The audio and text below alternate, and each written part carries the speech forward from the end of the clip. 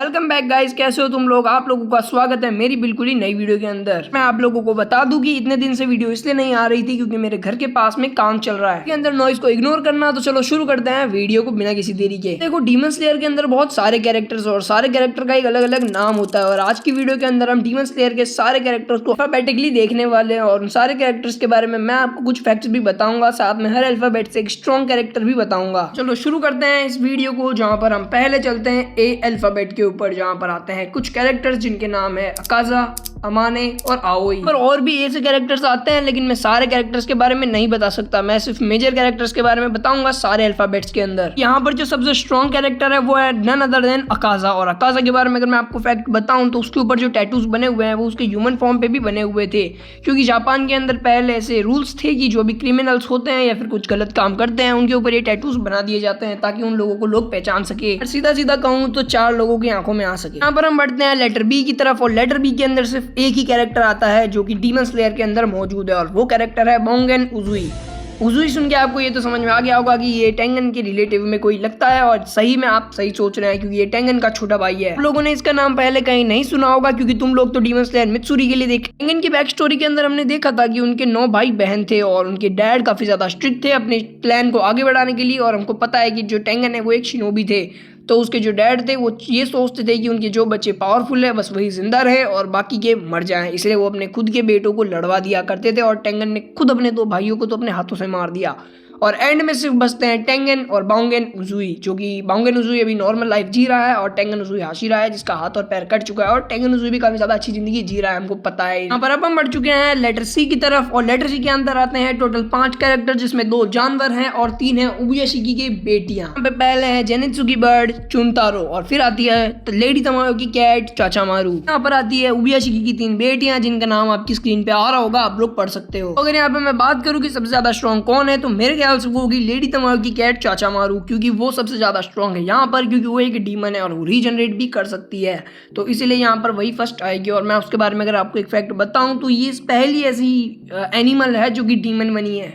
पर D letter पे आते हैं 2 मेजर कैरेक्टर जो कि अपर मून 6 दागी और अपर मून 2 डोमा, और ये दोनों में सबसे ज्यादा स्ट्रॉन्ग कौन है वो तुम लोगों को पता है, वो है डोमा। और डोमा कैसा है वो तुम लोगों को पता है, वो दागी को कच्चा खा सकता है। पे लेटर ई पे सिर्फ एक ही कैरेक्टर आता है और वो कैरेक्टर है एनमू, जो कि लोअर मून 1 था, जिसे हमने मुगेन ट्रेन के अंदर देखा था सुके और तांजीरो से लड़ते हुए, और आगे चलकर ये मर जाता है। यहाँ पे नेक्स्ट लेटर आता है एफ, और आप लोग सोच रहे होंगे कि एफ लेटर से डीमन स्लेयर के अंदर कोई भी कैरेक्टर नहीं है, तो आप गलत हो। मुगेन ट्रेन के अंदर हमें एफ लेटर से कैरेक्टर दिखाई गई है जो कि है फूको, ये चश्मे वाली लड़की। और ये लड़की अपनी दादी के साथ में शॉप पे काम करती है, जहाँ पर रेन गोकू ने इसकी जान भी बचाई थी एक बार, और इसकी दादी की जान इसके पेट ने बचाई थी। वीडियो की स्टार्टिंग में आप लोगों को एक बात बताना भूल गया कि हम यहाँ पर लास्ट में देखने वाला है कि कौन सा अल्फाबेट डीमन स्लेयर के अंदर सबसे ज्यादा पावरफुल कैरेक्टर्स को होल्ड करता है। हम आ चुके हैं लेटर डी की तरफ, जो कि काफी ज्यादा स्ट्रॉन्ग लगता है क्योंकि इसके अंदर 2 हाशिराज है, 2 अपर मून है और एक है नॉर्मल डीमन स्लेयर। हाशिराज में ग्यूतोमियो का और ग्यो में हिमेजिमा। और यहाँ पे अपर मून डीमंस के अंदर आते हैं अपर मून 6 ग्योतारो और अपर मून 5 ग्योको, और नॉर्मल डीमन स्लेयर है गेन्या शिनाजुगावा। यहाँ पे जो सबसे स्ट्रॉन्ग कैरेक्टर होगा वो होगा ग्यो में हिमेजिमा विद मार्क,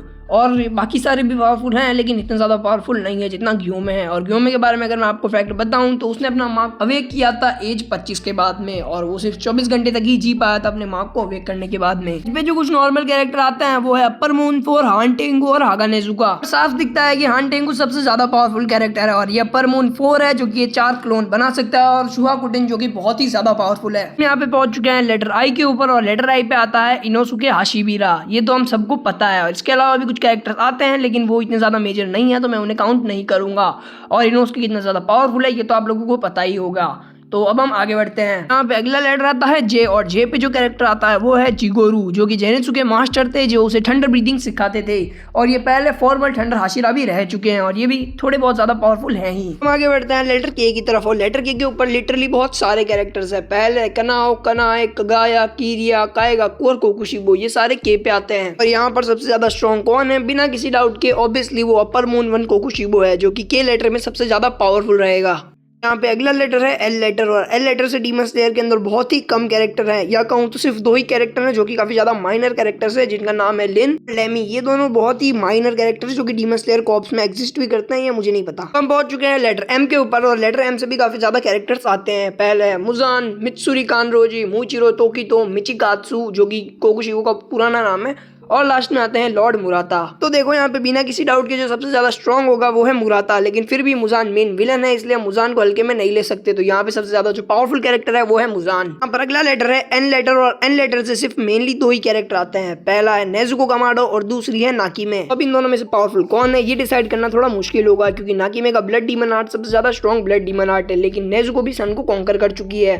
तो आप लोग मुझे कमेंट करके बताओ कि इन दोनों में से कौन ज्यादा पावरफुल है। पर अगला लेटर आता है ओ लेटर, और ओ लेटर से डीमन स्लेयर के अंदर सिर्फ एक ही कैरेक्टर है मेनली, जो कि है हाशिरा ओबेनॉय इगुरु, जो कि कितना ज्यादा पावरफुल है ये तुम लोगों को पता है। अब हम पहुंच चुके हैं लेटर पी के ऊपर, और लेटर पी से डीमन स्लेयर के अंदर कोई भी मेन कैरेक्टर नहीं है। अब मैं आपको एक कैरेक्टर के बारे में जरूर बता सकता हूँ जो कि हमें माउंट नातागुमो पर देखने को मिला था, जो कि रुई की फैमिली में से एक था। वो है पपेट डीमन, जो कि इंसानों को कठपुतली बनाकर उनका इस्तेमाल कर रही थी।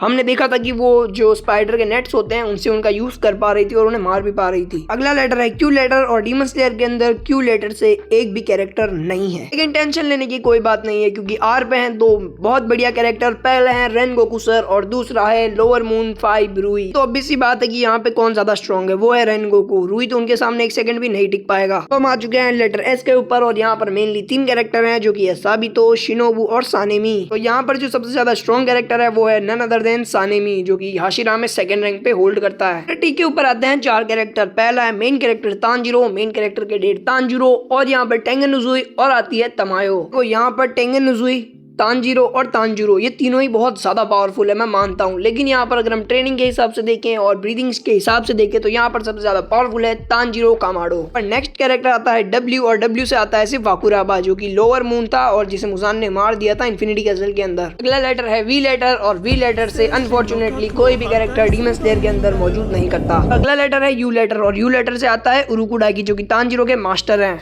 स्लेयर के अंदर एक्स से कोई भी कैरेक्टर नहीं आता, लेकिन वाई से आते हैं 3 कैरेक्टर, जो कि है यूरिची सुगिगुनी, योशिरो और युइचिरो, जो कि मुइचिरो का बड़ा भाई है। यहाँ पर इजीली यूरिची सबसे ज्यादा पावरफुल है, क्योंकि वो डीमन स्लेयर वर्ल्ड में सबसे ज्यादा पावरफुल है। यहाँ पर आता है लास्ट अल्फाबेट, जो कि है जेड, और जेड से आता है जेनित्सु, से और कोई भी कैरेक्टर नहीं आता। तो अब हम यहाँ पर देखते हैं कि इन सब में से सबसे ज्यादा स्ट्रॉन्ग अल्फाबेट कौन सा है। तो मेरे अकॉर्डिंग वो है वाई अल्फाबेट, क्योंकि वहां पर आता है यूरिची, जो कि सबसे ज्यादा स्ट्रॉन्ग है, साथ में एक डीमन और युइचिरो का बड़ा भाई। पर एम अल्फाबेट को, के अल्फाबेट को और जी अल्फाबेट को भी इग्नोर नहीं कर सकते, वो भी काफी ज्यादा पावरफुल अल्फाबेट है, क्योंकि उनके अंदर भी बहुत सारे स्ट्रॉन्ग कैरेक्टर्स भरे पड़े हैं।